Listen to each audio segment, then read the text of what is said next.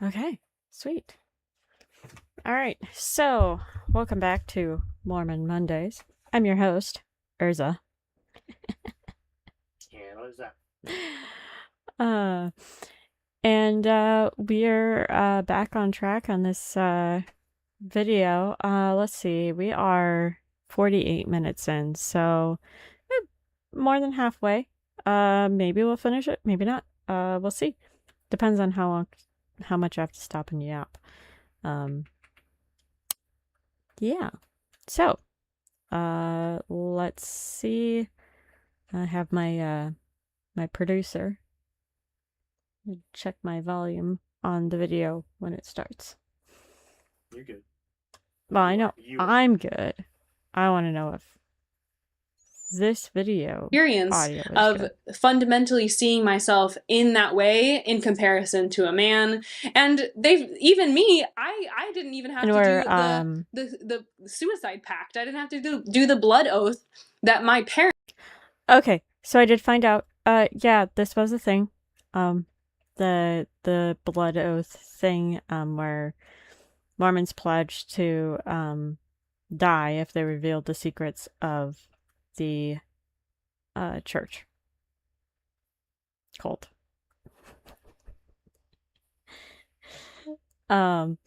Which is awful. Like, I mean, like, Christians are like, yeah, like, we'll die for our faith, but not like, oh yeah, if we reveal the secrets of our faith, then, you know, curtains for us. You know, because there are no secrets, or there shouldn't be. Like, I think the minute that you start putting secrets into a religion, you're pretty well into cult territory. Everything you believe and everything you do in church should be out in the open and pretty accessible to anybody who wants the information.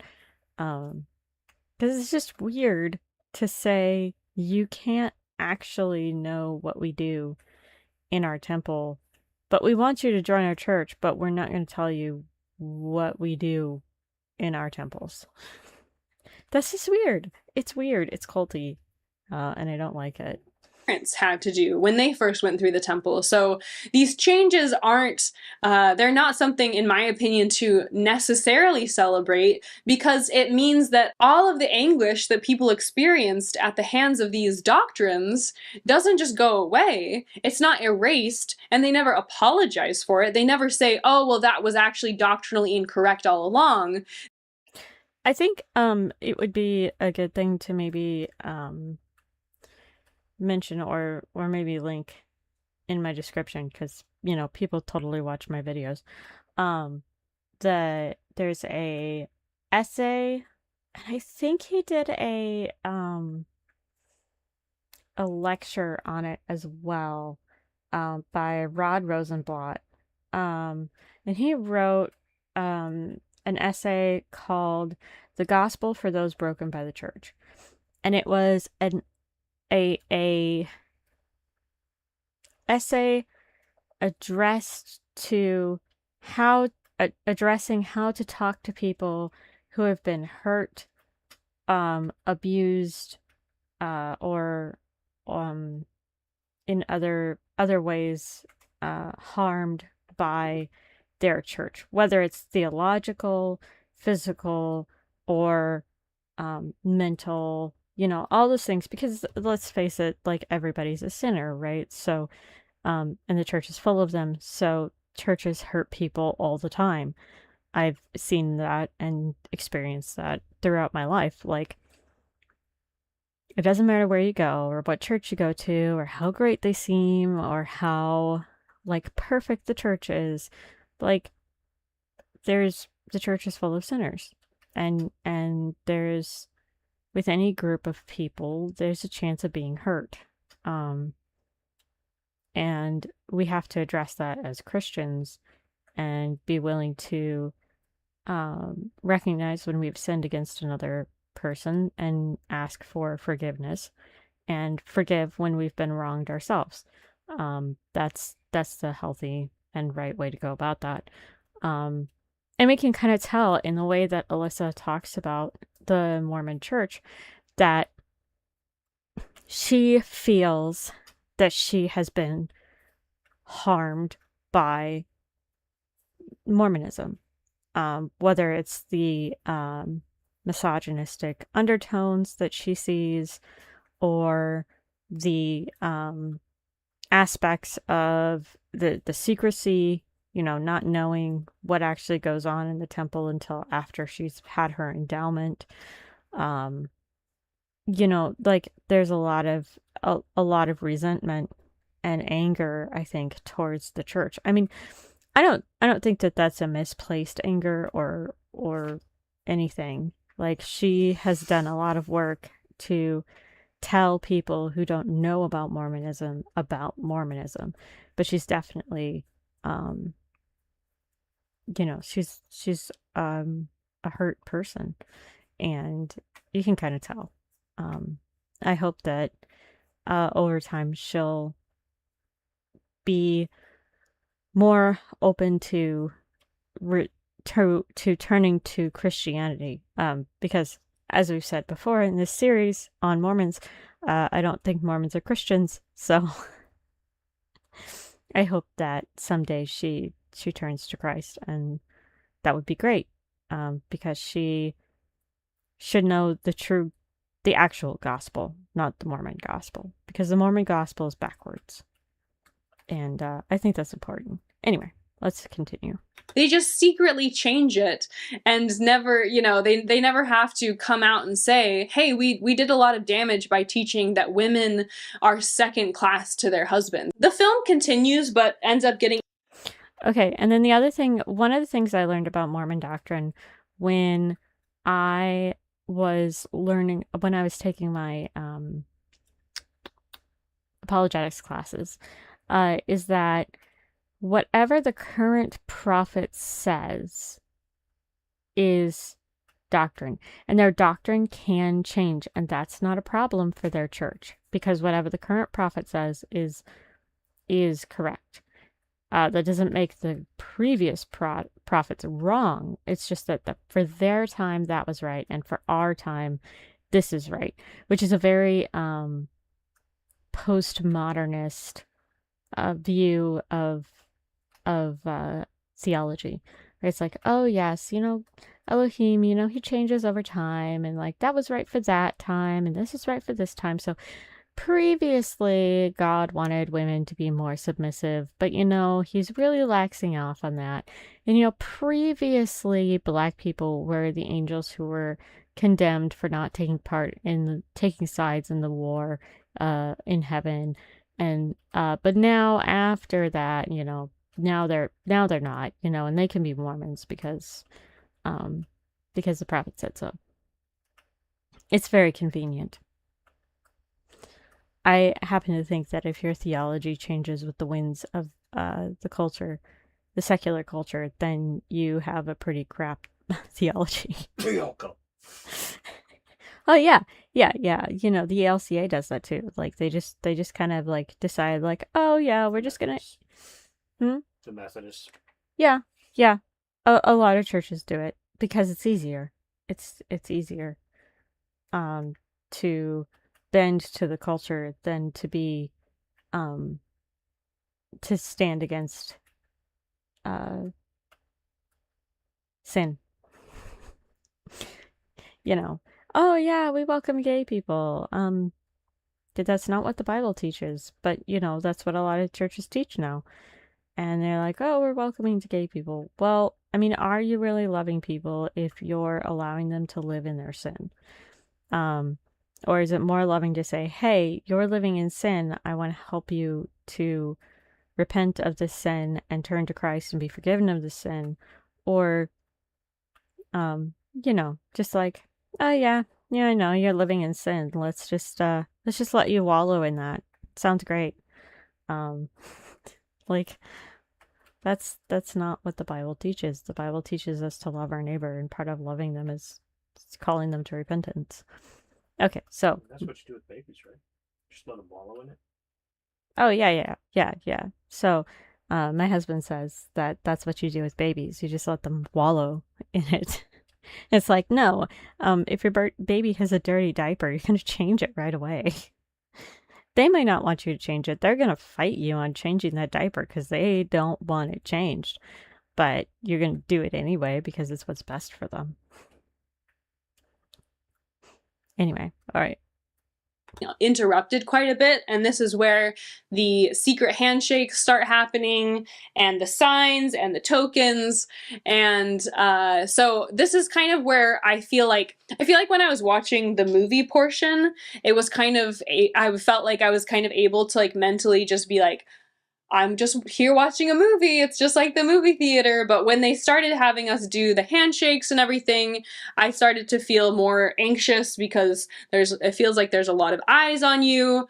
It's presented as something that's really important for you to remember. So there are 4 signs to learn. There are 4 tokens to learn, and then there are 4 different names of the tokens. So basically that's 12 different things that you're supposed to remember. And then in addition, in your garments, the underwear, there's 4 different signs in the garments that you're told each represent a different thing. And then you're also given 5 laws to remember, 5 commandments to remember. So by the end of it, you just realize it almost feels like you're bored by the bureaucracy of it all a little bit, or it's just confusing. It's just complicated for no reason. So there's all of these handshakes and names of handshakes and symbols and commandments, and it would be Alyssa. One of the names is your new name. Shoot.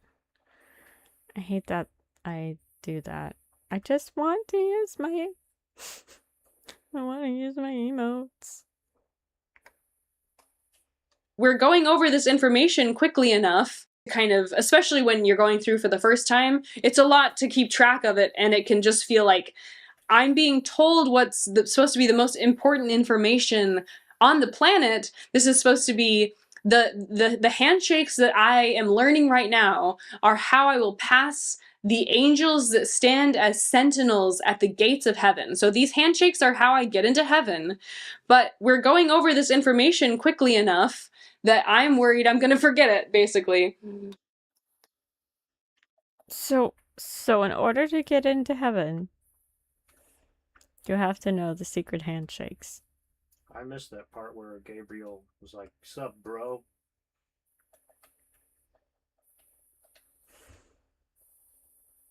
You know? I, as a cartoon anime woman, I can't move my hands, so we're in trouble. Does that mean that war veterans who lose their arms, or children who lose their arms in accidents, What about children who are never born with arms? or someone like Bob, if he lost his arm instead of his legs, Right. he can't get into heaven? He can't have his own planet? No. I mean, he can get into a heaven. You can get into a heaven, but you can't get into the heaven because remember, the Mormons don't have hell. They just have lesser heavens. And like you have to be a super, super good Mormon in order to get your own planet. If you want to talk about works-based salvation, doing secret handshakes and remembering all of this bureaucracy, that's a pretty good one. I mean, I don't think you can get more literal than that. Okay. Just putting on a headpiece. This is what the man's version of this looks like. And so really just imagine that you've been hyped up on the temple for your entire life as the most important experience you'll ever have. And then you don't have any idea, you have no idea about any of this.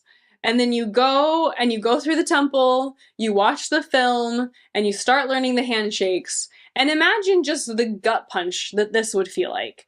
That you've fantasized about the temple as a place that I actually, I heard stories about God walking the halls of the temple. That it's literally the house of God. People literally see God in the temple. People literally see Jesus Christ. So I'm going in thinking there's a chance that Jesus may even reveal himself to me in physical form. I might see an angel, I might see a spirit, I might just feel transcendently happy. Anything feels possible. This is the most important thing that's ever going to happen to me. And isn't that the problem with these super what's it called? This is the problem with enthusiasm. When you tell people, when you have like this, like, oh, you're gonna have this, mountaintop experience, you're gonna see God, the blue glitter is gonna start floating down from the heavens. I'm not kidding. That's something that happened. What was said to happen? Anyway, like, oh yeah, you're gonna, God's gonna reveal himself. You might see God walking through the temple. And then you get there and you're like, well, that's not quite what I was imagining. Yeah, I can see how you'd be disappointed because, if those fantastical things don't happen to you, are you really a good Mormon? Maybe you're not a good enough Mormon. Maybe you need to be a better Mormon because you didn't see Jesus walking the halls of the temple like other great Mormons did. You're just bad Mormon. And this is instead what happens. You get dressed up in this silly outfit, you do some handshakes, you have to... Yeah, every teenage girl wants to wear this outfit. This is the outfit, this outfit is the dream of every teenage girl. No teenage girl wants to not wear this outfit. They all want to wear it. Everyone knows it. No one would ever get teased at school for wearing funny underwear and this outfit. If anyone ever found out that they wore this outfit, everybody wants to wear it.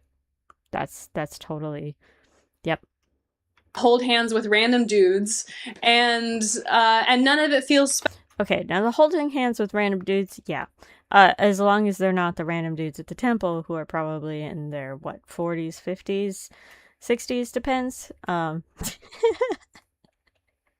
Teenage girls want to hold the hands of cute guys who are closer to their age. Special, and all of it was hidden from you.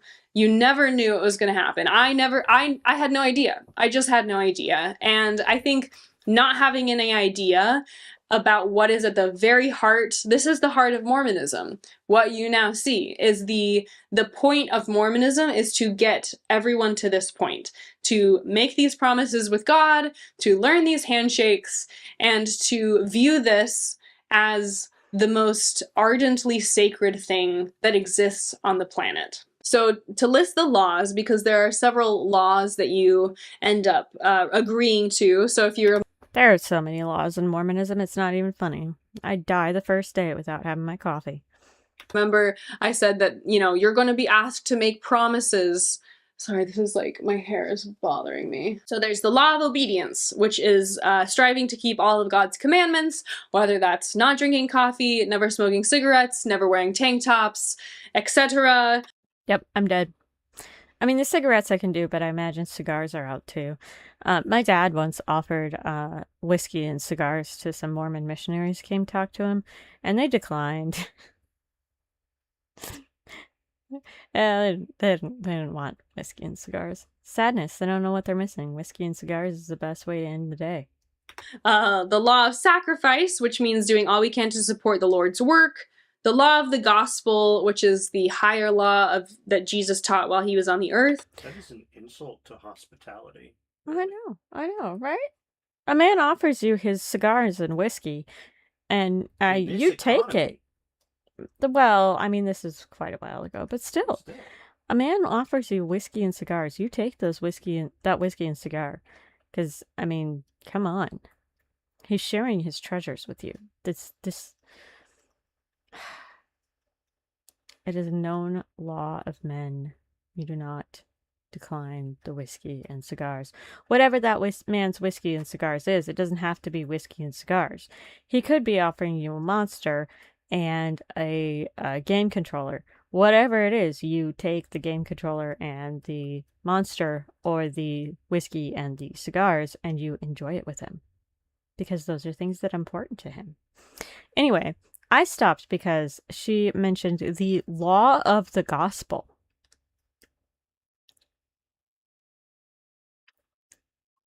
Yeah, that's I hate that. Thanks, I hate it. I'm a good Lutheran. I read Walter's Law and Gospel. The gospel doesn't have law, and the law doesn't have gospel. I mean, this is all law. There is no gospel in the Mormon Church. There is none, because they put the gospel in the mouth of Satan, and they took it from Jesus. They okay, I'm gonna say it this way because it's the best way I can say it. They bastardized the gospel by putting it in the mouth of Satan. And that right there, that tells me they're not Christian. Now, other people, other Christian denominations tweak the gospel and mix it up and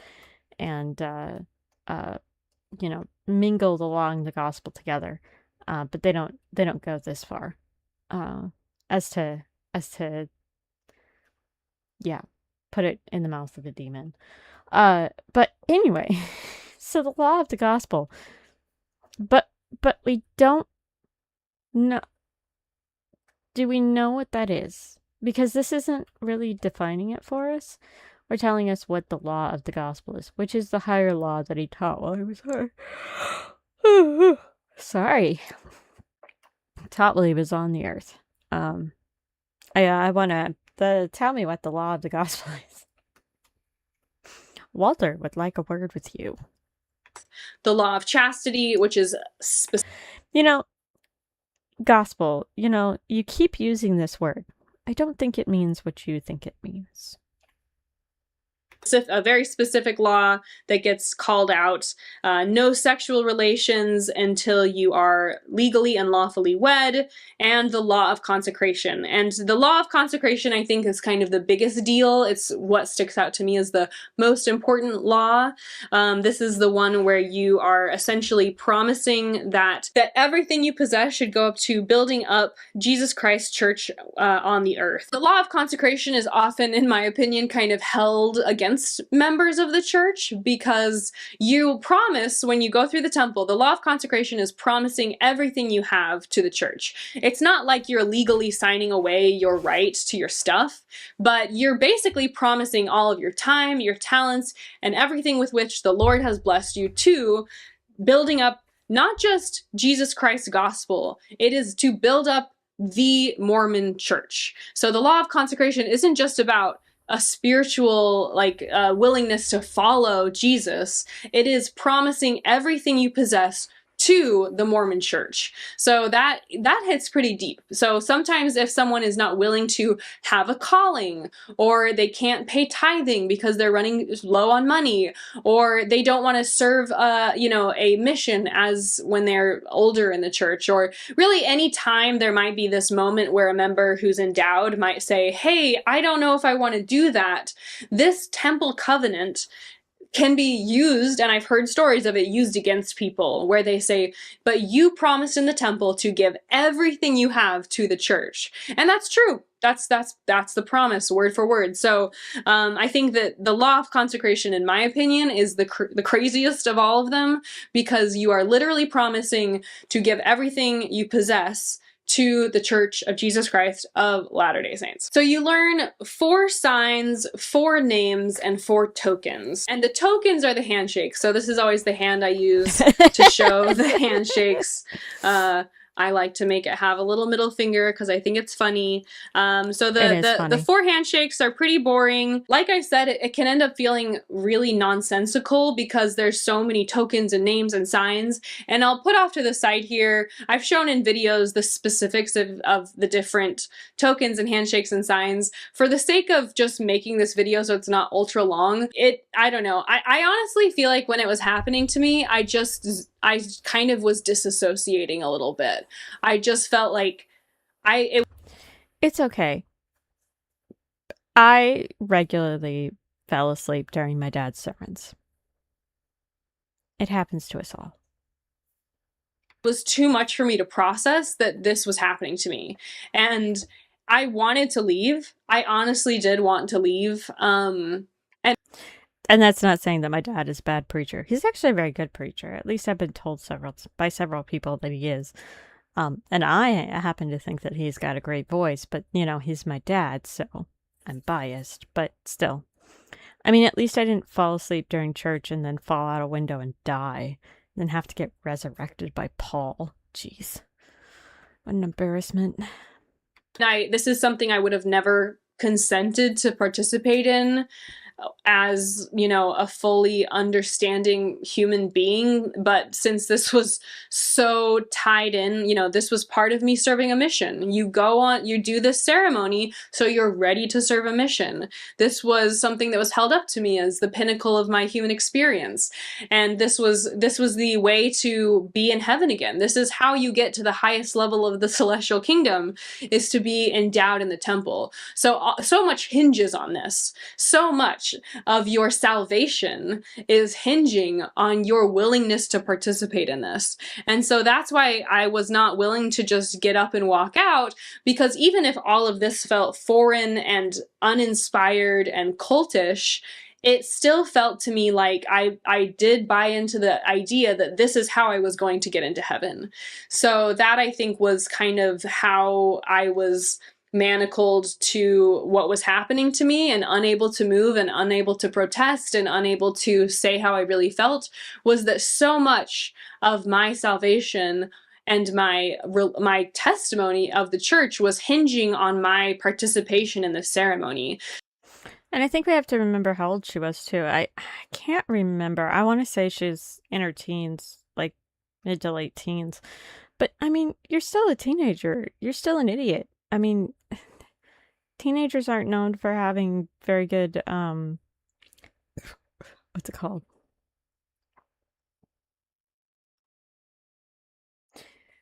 Teenagers have a tendency to either advocate not enough or too hard for themselves. They're either incredibly docile or incredibly antagonistic. There is no in between with teenagers. Teenagers don't know what in between is. That's just how they are. We all went through it. It's just part of growing up and being that age. So I mean, I'm not surprised. I think you'd have a lot of thoughts going through your head if you were going through this for the first time. Because it's weird. It's weird. It's not like anything else that you've probably ever seen. And it's not like your church prepared you for this either. They didn't catechize you properly to understand what was going to happen. Because even as a child member of the church, you're not allowed to know this. And that's just crazy. Like, you don't teach your children anything about your religion, your real religion, until they're old enough to go to the temple. And it's like, I want to know, what do they believe about children who die before they reach the age of endowment and they can learn all these handshakes and stuff? Like, what those poor parents must go through who lose their children at a young age, and they don't have the comfort of knowing that their children are going to get into heaven because their children don't know these secret handshakes. They didn't have the secret underwear. They didn't know all the laws and the rules, and they never got an opportunity to be good Mormons. That's sad. So I didn't walk away. I didn't say, heck no. Although they should believe in Jesus and leave Mormonism. Repent of their Mormon beliefs and join the true church. And yes, I will use that language against them. The one true church, the Christian church, which does not include Mormons. I just continued with the handshakes and everything that I'm describing right now. I kind of explained there's the token, so that's the handshake. Then there's different signs with each handshake. As an example of what the signs look. Handshake. Hand coon. Bring back hand coon. We need more hand coon. Look like. This is one of the signs. this is one of the signs, or maybe this, I don't know. Okay, Alyssa, I need you to pat your head and rub your tummy at the same time. This is a very important sign that I'm sure will get you into heaven.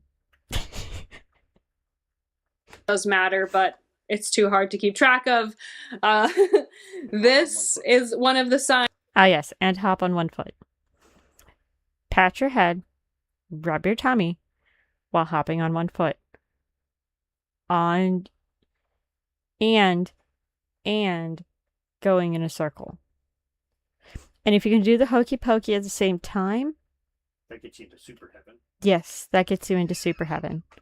You have to do all of those things at the same time. I don't care that you only have 2 arms. You need to pat your head, rub your tummy, hop on one foot, turn around in a circle, and do the hokey pokey. All at the same time. If you can't figure out how to do that, then you're just not going to get into super heaven. And you're just a scrub, so get good. A cupped hand, and then doing this is one of the signs. So those are some examples of the signs. That's all of them, really. Honey, I can't do any of these signs because I can't move my arms, so I'll never get into anime heaven.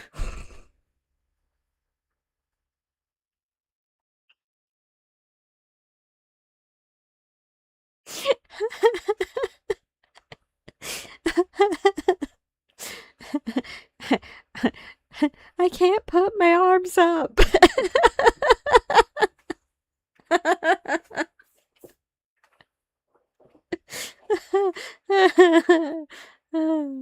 Oh. We've got anime heaven at home. We do not have anime heaven at home.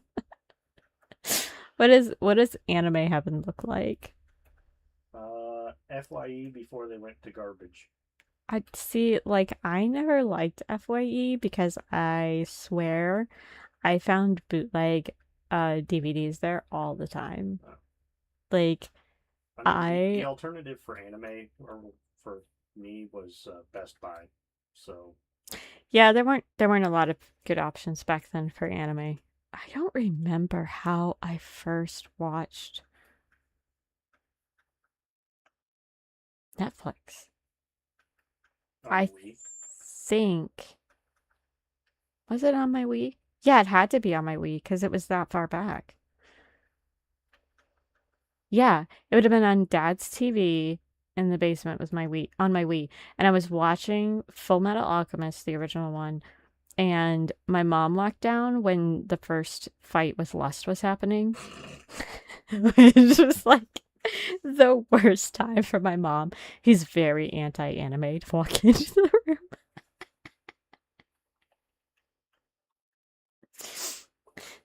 What's going on? Oh, they're finding a homunculus. What's a homunculus? Why is she so sexy? We should all aspire to be homunculi. Mom. No. It's the worst thing to become. If I die, you're not allowed to let Everett and Martin do a ritual to try to bring me back. They'd be doing it while I was out at work or something. Well, yeah, I mean, their dad was what? In some alternate universe the entire time? He wasn't in an alternate universe. Hiding? He was out traveling. Not being a good dad. Not being your typical anime dad, actually. No, well... Where is Ash's dad? This is true. This is true. Where is Sailor Moon's dad? No, her dad's around. No, her dad died because on the moon. Well, yeah, that dad, but not her Earth dad. Her Earth dad and mom are both there, and her brother. Her dad's not absent. And the guy in the 20s that she has a crush on. Do not disparage Mama-chan. Or Mama-kun. Mosquito mask. I'm gonna go to hell. And Debian. I'm gonna go to anime hell. You are gonna go to anime hell. You know what anime hell is?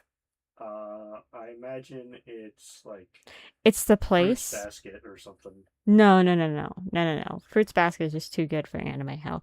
No, anime hell is you go to anime hell and it's a total absence, much like hell is the absence of God. Anime hell is the total absence of anime or anything animated. You never get to see anything animated ever again. They have animated, but it's all stuff like The Legend of Korra. No. Okay, the only reason why Legend of Korra is not in anime hell is because it's part of the Avatar series, and that first series was so good that it made up for Legend of Korra like 5 times. Did it though? Yes. They butchered Like, it. well, 5 times. I swear. Legend of Korra could have been twice as bad and it still wouldn't be an anime hell because the Last Airbender was so good.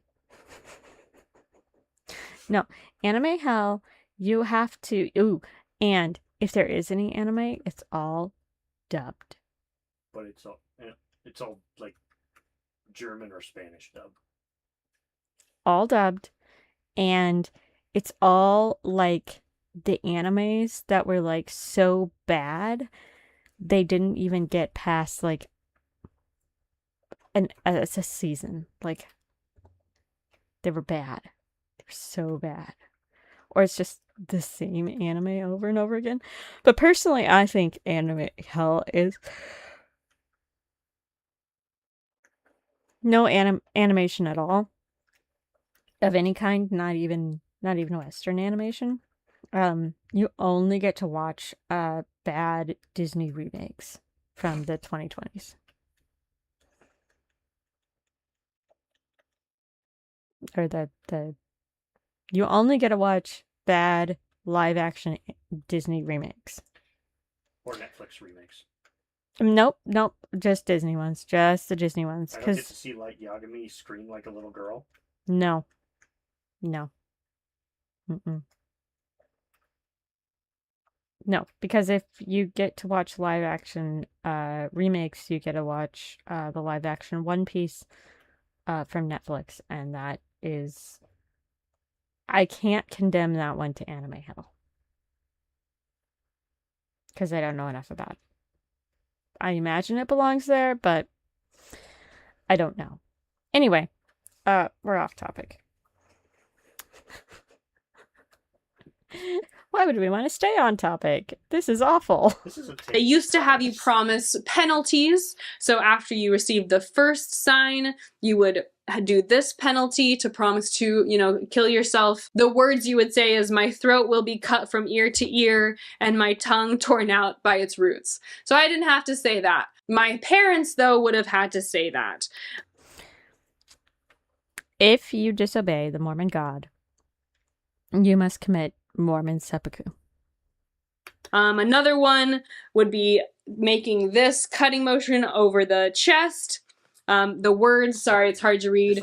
My breasts to be torn. Father, dishonor on your wife, dishonor on your second wife, dishonor on your third wife. No, it's dishonor on you, dishonor on your cow, dishonor on your whole family. No, it's Mormon seppuku, which is significantly less impressive than Japanese seppuku, which apparently actually in the late samurai period, like when samurai weren't like actually fighting swordsmen anymore, apparently a bunch of them like chickened out and wouldn't commit seppuku, and instead have someone else they would pretend to commit seppuku, and then their second would cut off their head. Yeah.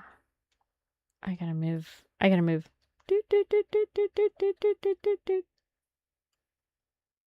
Look at my dress. Oh wait, you can't see my dress. Dang it.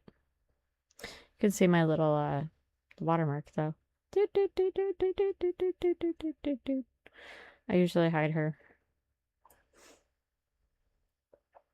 Anyway, I'll move out of the way.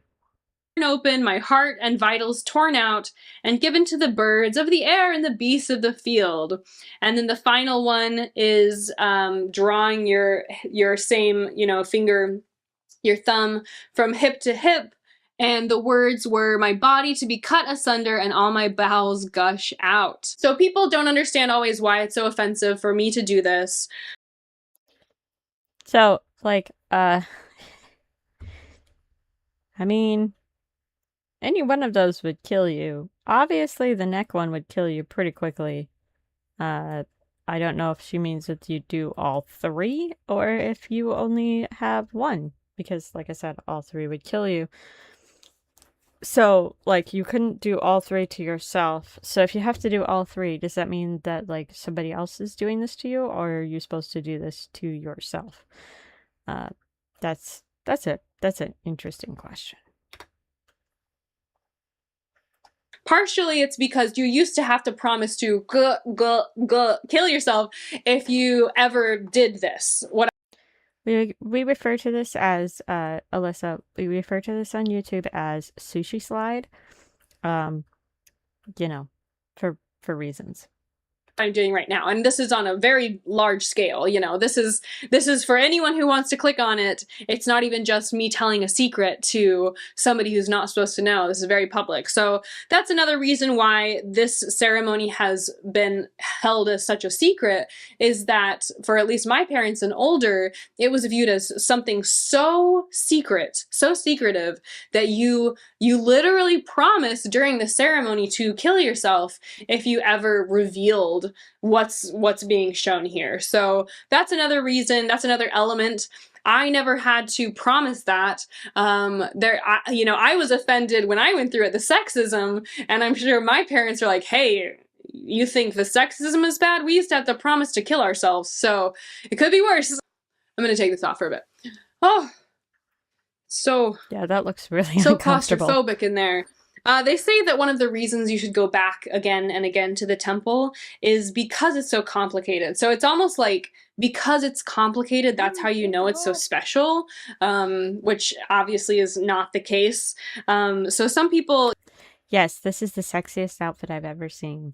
Ooh, she took off her veil. She could be in one of those porno mags for that. Most people who are active members go back to the temple again and again throughout the course of their lives, so hundreds of times. And the first time you go through for yourself, so you are doing the saving ordinance, so this is a saving ordinance in the same way baptism is a saving ordinance. You do the saving ordinance for yourself the first time.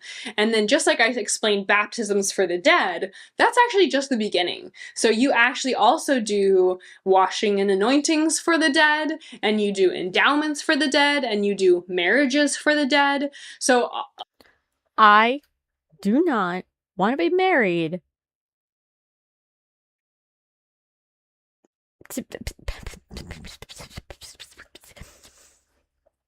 If I'm dead, leave me alone. I swear.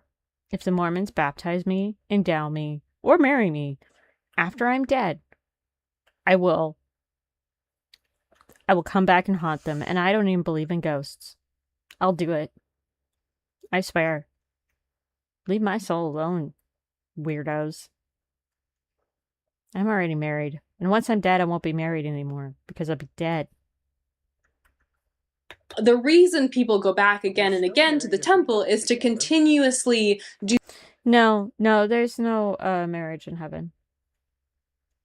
Once we die, we're not married anymore. There's no marriage in heaven. Because, like, the point of marriage is to have children. And in heaven, we don't have children. No! We are not going to live for eternity making spirit babies. Sorry. Spirit babies? I'm not real babies. Well, we're not doing that, okay? Once we're in heaven, I'm done. No more babies. Don't worry. Like, we'll be joined by our children, and it's very possible.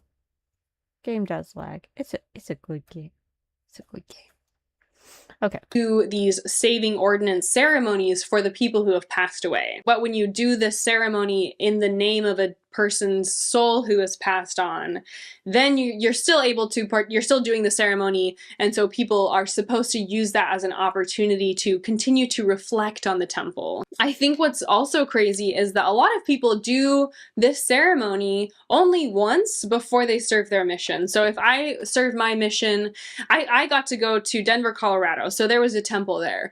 If I served in a mission with no temple, I would basically be going for a year and a half before going back again. So you would have this whole experience, and then you just never go back again for a couple years. For men, at least 2 years before you get another opportunity. There are other cases, which Mormons love to brag about, where people at great personal expense will, in foreign countries, travel for days. If you get baptized in certain countries, like in Ghana or the Philippines, you may...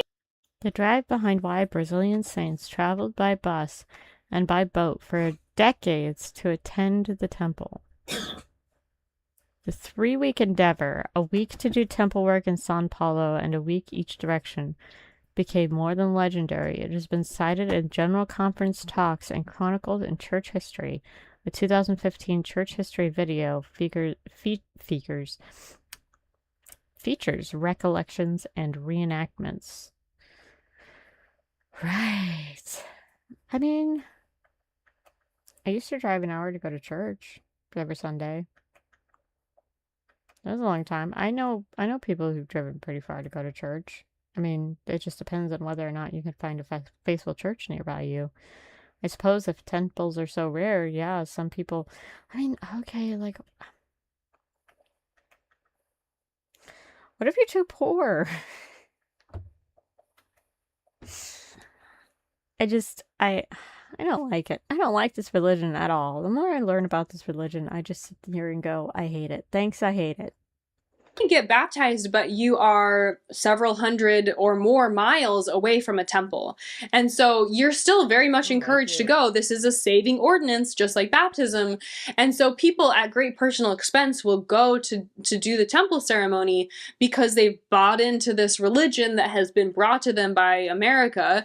And because it's so expensive, they may only go to the temple one time. So you would go and you would experience this and then get your garments, and they'd say, take your garments home, wear them every day. And you might only get one opportunity to go through this ceremony, which is crazy that you're gonna forget all the signs and tokens. How could you, I mean, unless you have a great knack for memorization, most people wouldn't be able to internalize everything that they tell you during the ceremony itself is over an hour long. So I also, I mean, it's crazy that people give up so much in order to just go to the temple and this is what it is. But also the idea that you would go home and start wearing garments all the time is absolutely crazy to me, because you are committing yourself to an idea that you only got to interface with one time. It was very strange. And then you're expected to wear this religious underwear for the rest of your life, potentially with never having another opportunity to even try to figure out what it is that you went through that first time. Okay, towards the end is the prayer circle. When I went through, they say anyone who's going... Anytime the words prayer circle occur one after the other, I cringe. I'm a big fan of prayer. I'm a big advocate for prayer. But man, American Protestantism has ruined...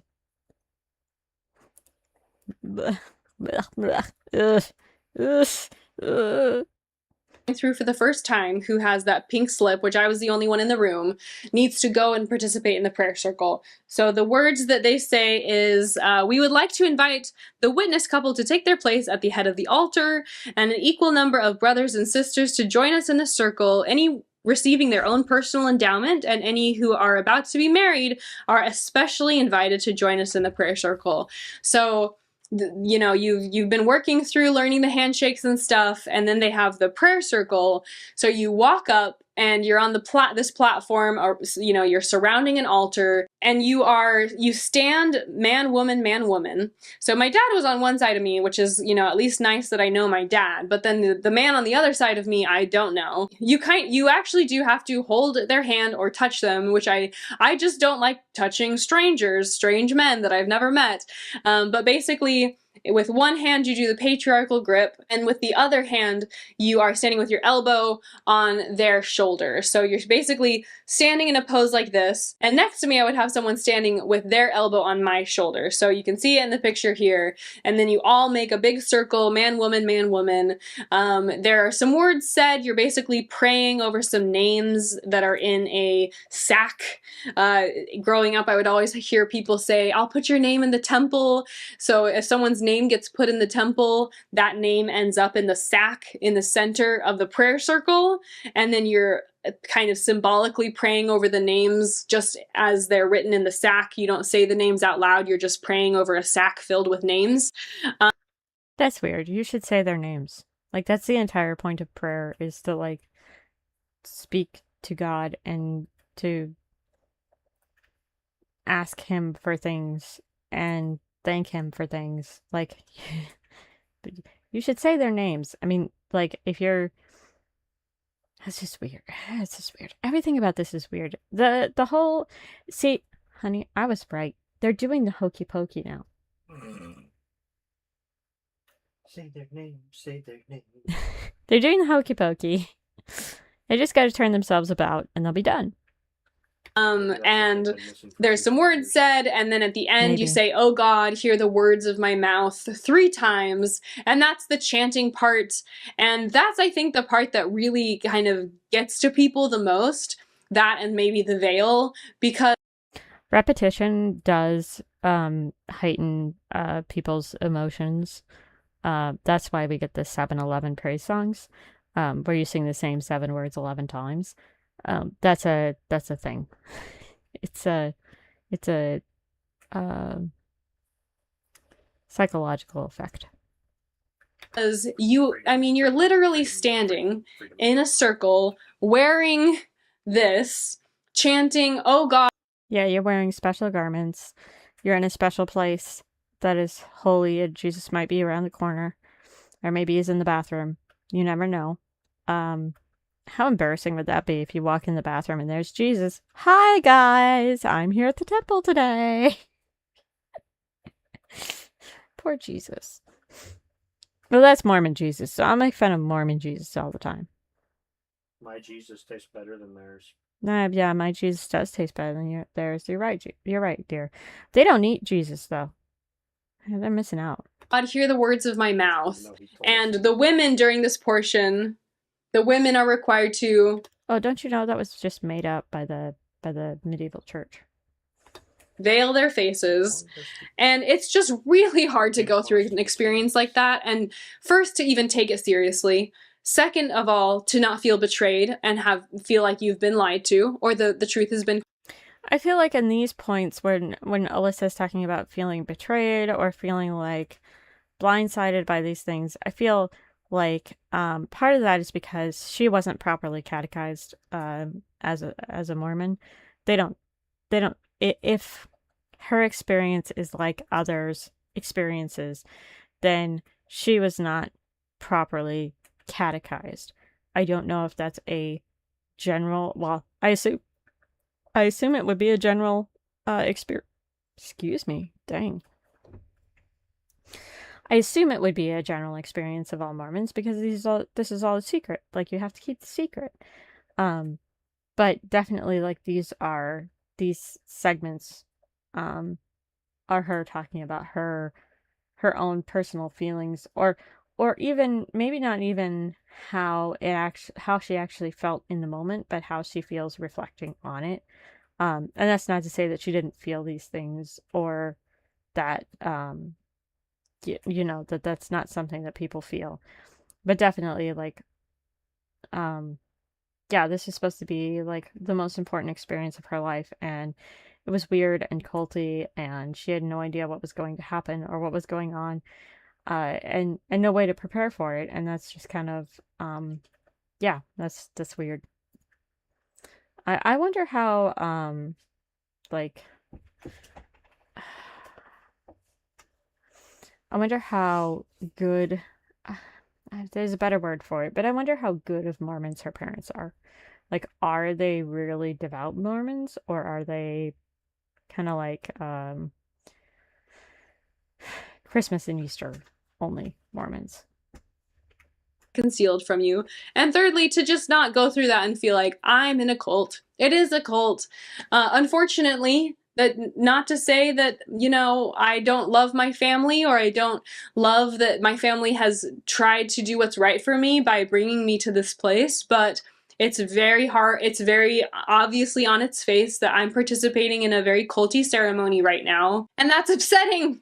And when you go from thinking I'm gonna have the best experience of my life, my happiest moment of my life, to I'm in a cult, that's just a lot emotionally to have to deal with over the course of a few hours. And that is definitely how I felt as I was in the prayer circle, having, being in this close embrace, and then doing the chanting.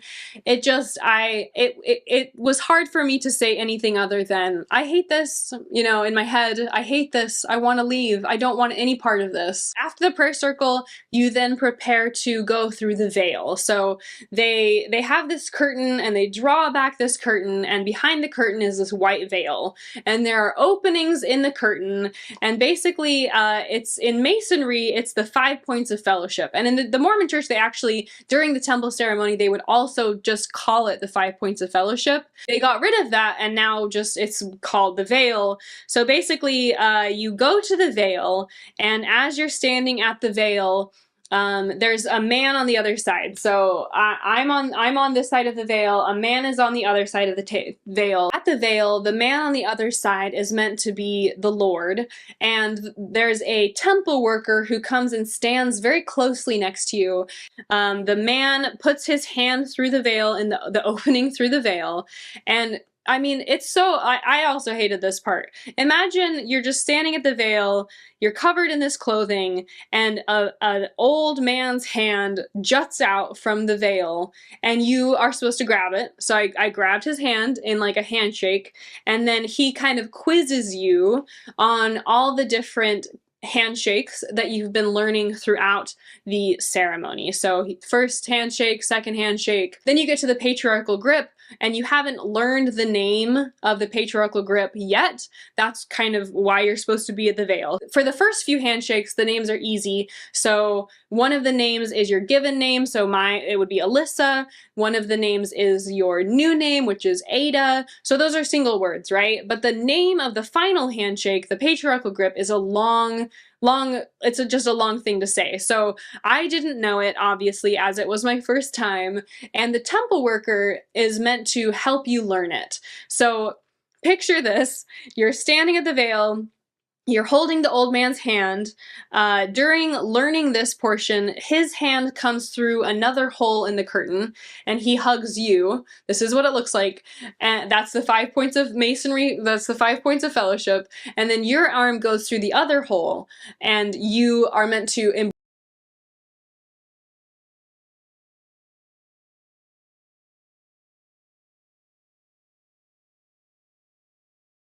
embrace him. And it's a man. This is not one of, at least in the initiatory, it's all women, but this, you are being embraced by a man through a curtain that you do not know.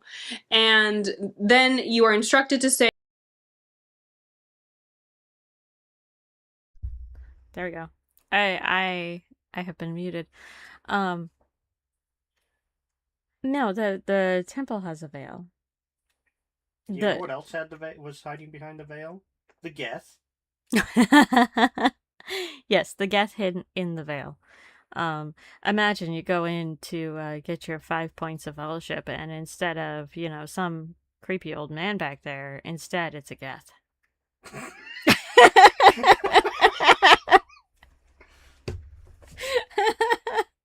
But is it one of the heretic Geth, or is it one of the regular Geth? Oh no, it's a full-on regular brainwashed Geth. So it's the heretic Geth. Yeah. Yep. Spoilers. I know that. That game's been out for how many years now? You still gotta say spoilers. It's not a spoiler. It's not a spoiler if the game has been out for more than 10 years. There are kids who can vote who were born after that game originally came out. That's not that hard. That's not that hard to be born after Mass Effect came out.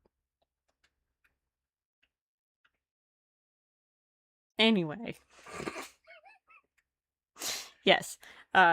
You go in for your Masonic hug and boom, death. And suddenly you're dead. It's all the way. No, you're not. You're worse than dead. You're a husk. Oh, right. You're a husk. And then Commander Shepard comes and kills you. Shepard. Okay. With the woman whispering carefully in your ear, health in the navel, marrow in the bone. Wait, there's a woman? There's a man and a woman? What? I missed something. I gotta go back. I gotta go back. Back to win the Geth attack. Who are meant to embrace him.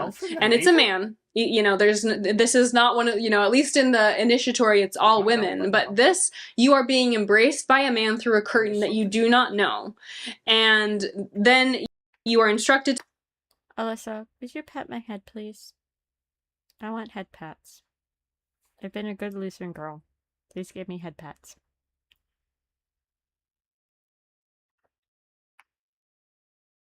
Ah! Dang it!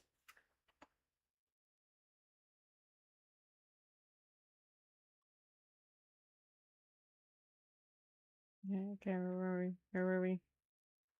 Stop touching things. Okay, here we go. Okay.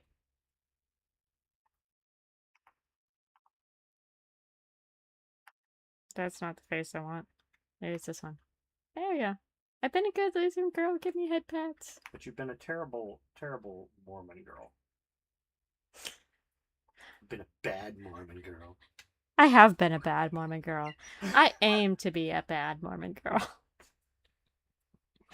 I want to be the world's worst Mormon. And by that, I mean I don't want to be a Mormon at all.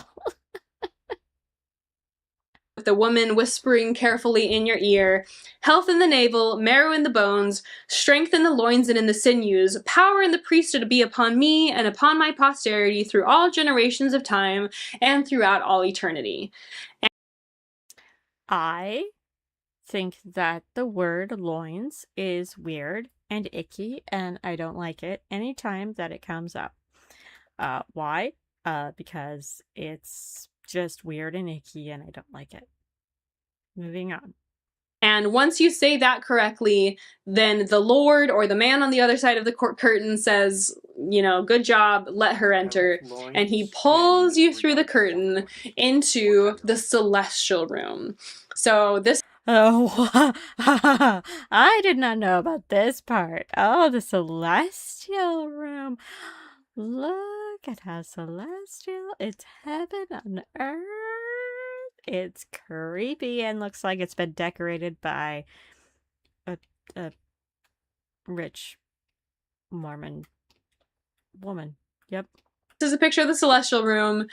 This is the end of the ceremony. It's meant to be the most happy part of the ceremony. The celestial room, it's basically like a very white hotel lobby. But it, you know...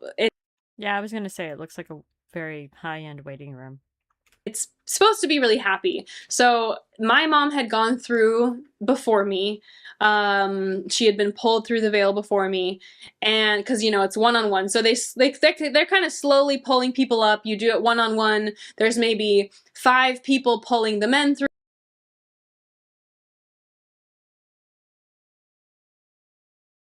and 5 people pulling the women through. So sorry, I muted myself. You can only die alone. No one goes with you when you die. So, you know, my mom was already in, and I remember that she very anxiously came up to me and basically said, "What did you think?" And I really wanted to, I really wanted to be honest, because it's hard to lie. Like, lying in the temple felt wrong, because it seems like if this is really the house of the Lord, this is probably the one place you shouldn't lie. But I did not tell the truth. In my head, I just felt like I hated that. I never want to do that again. I'm in a cult. My family's in a cult. This was so strange and so weird and had no bearing on my spirituality. I didn't feel the spirit at all. I didn't feel God's love at all. I just felt totally repulsed. And that's what happens. When you're, again, enthusiasm. That happens to a lot of people. They just don't feel it. And if you don't feel it, it's not real.